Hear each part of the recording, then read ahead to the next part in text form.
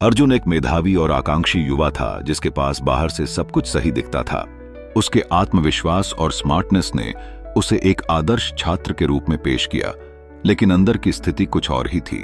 वह एक गहरी लस्ट की गिरफ्त में था जो उसे धीरे धीरे खा रही थी। जीवन के इस पहलू से लड़ने से पहले उसने इस आदत को अपने टीनेज के दिनों में पाई थी, जब वह जिज्ञासा के चलते इंटरनेट की दुनिया में कदम रखा। शुरुआत में उसे यह बिल्कुल सामान्य लगा, पर समय के साथ यह एक आदत में बदल गया। उसकी जिंदगी में गिल्टी और शर्म का एक नया अध्याय शुरू हुआ। वह रात को खुद को अकेला और खोया हुआ महसूस करने लगा।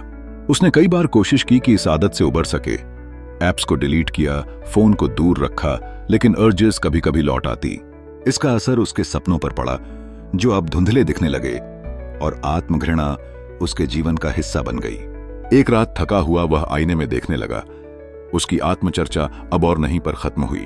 उसने फैसला किया कि उसे अपनी समस्या के बारे में किसी से खोलकर बात करनी होगी। अगली सुबह उसने अपने पुराने शिक्षक मिस्टर सिन्हा से मिलने का निश्चय किया।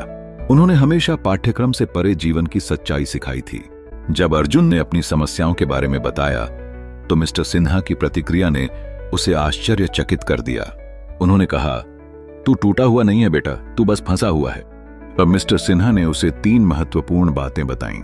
सबसे पहले उन्होंने कहा कि एडिक्शन वस्तुओं से नहीं, बल्कि उस दर्द से भागने की कोशिश है जिसे हम सहन नहीं कर पा रहे। इसके बाद उन्होंने सुझाव दिया कि सिर्फ हटाओ मत, बल्कि सही आदतें बनाओ।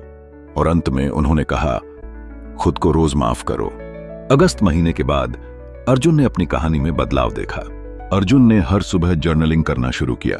उसने एक फिटनेस चैलेंज में भाग लिया, मेडिटेशन सीखा और ऐसे लोगों के समूह में शामिल हुआ जिनके साथ उसकी कहानी जुड़ी हुई थी। शुरुआत में चुनौतियां आईं, लेकिन वह हर बार थोड़ा जल्दी उठकर खड़ा होता। 6 महीने बाद अर्जुन अपने आप को क्विट नहीं बल्कि एक नया इंसान पाया। अब वह दूसरों का मार्गदर्शन करता है, जिससे लोग समझ सकें कि अंदर की जंग कैसे लड़ी जाती है। सीख: सबसे बड़ी जंग वह होती है जो अंदर लड़ी जाती है। एडिक्शन को हराया जा सकता है शेम को हटाकर, सेल्फ लव से और रोज के छोटे कदमों से।